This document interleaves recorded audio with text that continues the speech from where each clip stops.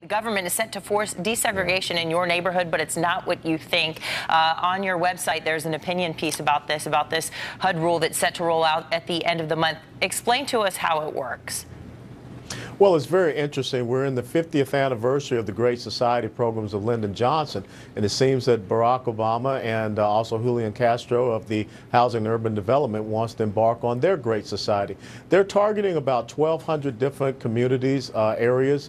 They want to diversify areas, and so what they're doing is coming up with rules from the Housing and Urban Development that will be tied to funding under the quote-unquote Fair Housing Act to try to get forced integration. What I think this is social egalitarianism and also the equality of outcomes instead of talking about better opportunities. So they're trying to force more low-income individuals or low-income housing in what they believe are affluent neighborhoods to force integration, and that's just coercion by the government using taxpayer dollars. Congressman, briefly, we don't have that much time. You're a congressman. What could Congress do to push back against these kind of executive actions as they move unilaterally? Is there anything that could be done congressionally to prevent this kind of attempt for a utopian society implemented from the top?